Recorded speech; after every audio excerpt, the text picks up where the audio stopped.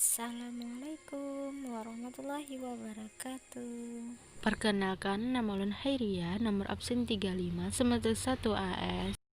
1. Penemuan hukum. Penemuan hukum adalah pembentukan hukum oleh hakim atau aparat hukum lainnya yang ditugaskan untuk penerapan peraturan hukum umum pada peristiwa hukum yang konkret. Penemuan hukum dipakai ketika undang-undang tidak lengkap atau tidak jelas untuk memutuskan suatu perkara, maka saat itulah hakim harus mencari dan menemukan hukumnya.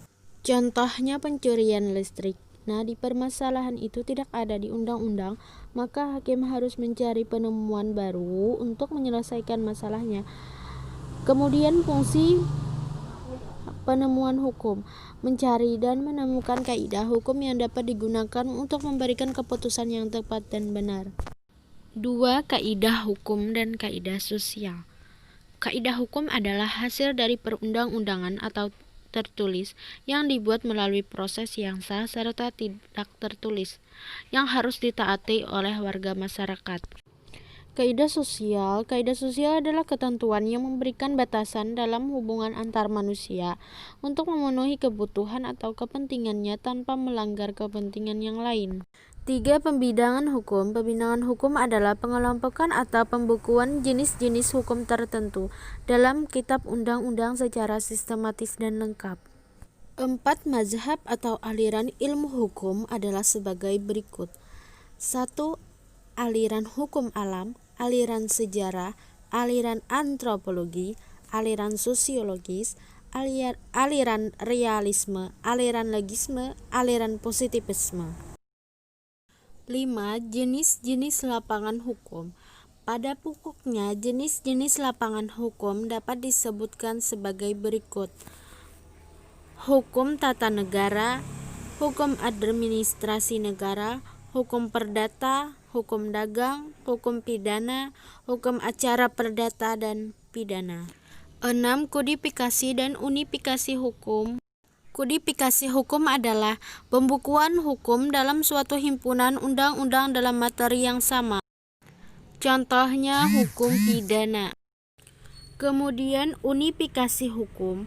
Unifikasi hukum adalah penyatuan hukum yang berlaku secara rasional. Contohnya perkawinan.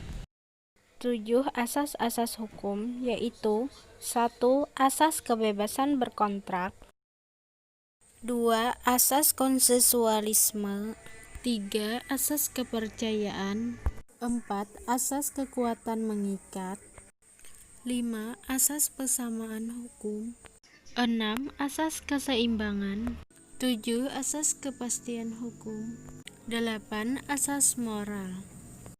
Asas-asas hukum yang wajib kita ketahui yaitu asas legalitas, asas teritorial, asas perlindungan, asas personalitas, asas universal.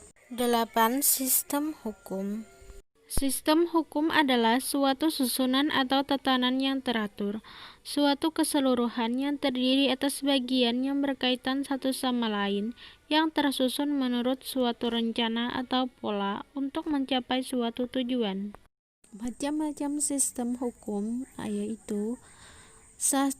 Sistem hukum Eropa kontinental, 2. Sistem hukum Anglo-Saxon, 3. Sistem hukum adat, 4. Sistem hukum Islam.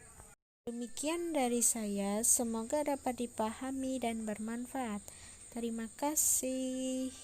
Assalamualaikum warahmatullahi wabarakatuh.